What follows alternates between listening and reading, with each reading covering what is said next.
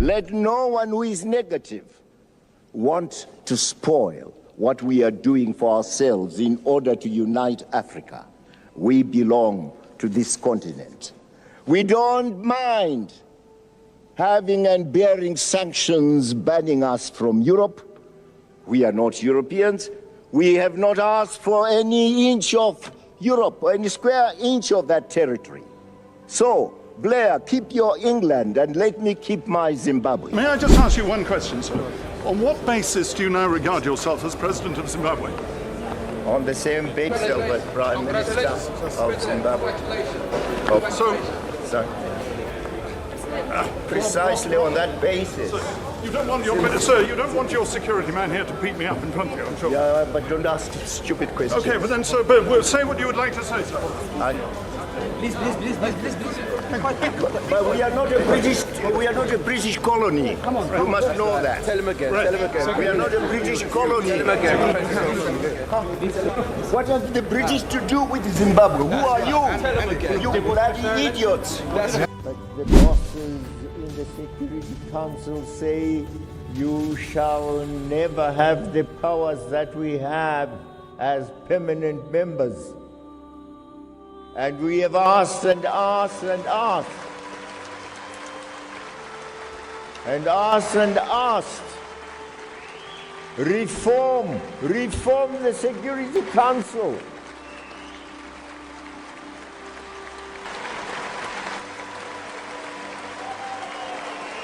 We equally reject attempts to prescribe new rights that are contrary to our values, norms, traditions, and beliefs. We are not gays.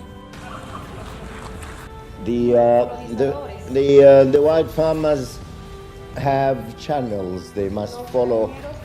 They are not superhuman beings.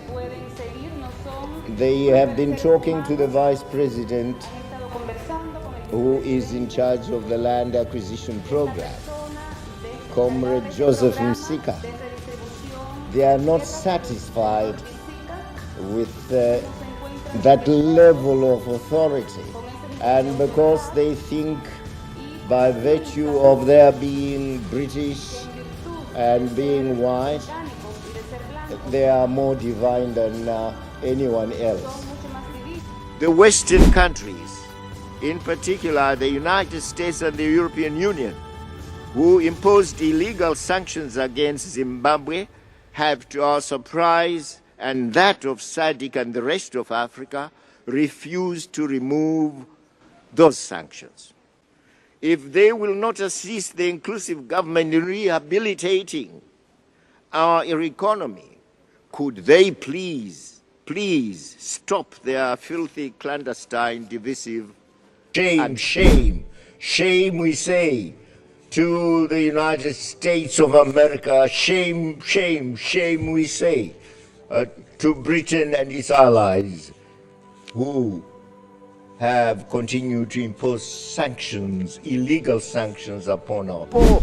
Must always come first in any process of sustainable development. And let our Africans come first in the development of Africa.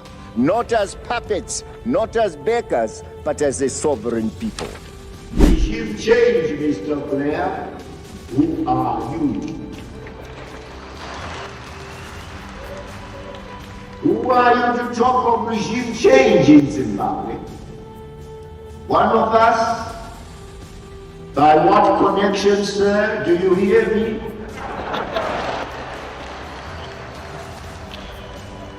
Ancestral connection?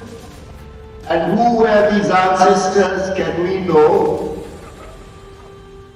No, Zimbabwe is for Zimbabweans. Well, the UK is trying to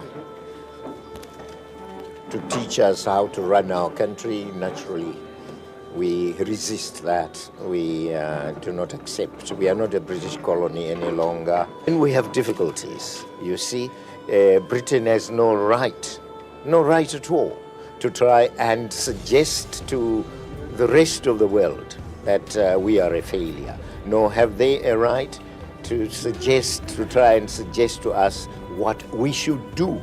We are not an extension of Britain. There is any country we should now be considered for sanctions is Britain for interfering in the domestic affairs of Zimbabwe. The British have no standards apparently to guide them, and if they do, they would be misfiring. And since I'm here, I will take care of them. Our situation, Mr. President, this fundamental question has pitted the black majority, who are the right holders and therefore primary stakeholders to our land, against an obdurate and internationally well-connected racial minority, largely of British descent and brought in and sustained by British colonialism, now being supported and manipulated by the Blair government. We have said, even as we acquire our land, we shall not deprive the white farmers of land completely. Every one of them is entitled to at least one farm, but they would want to continue to have more than one farm. More than one farm indeed. 15, 20, 35 farms, one person. These are not figures I am just getting out of my mind. They are real figures. So no farmer is being left without land.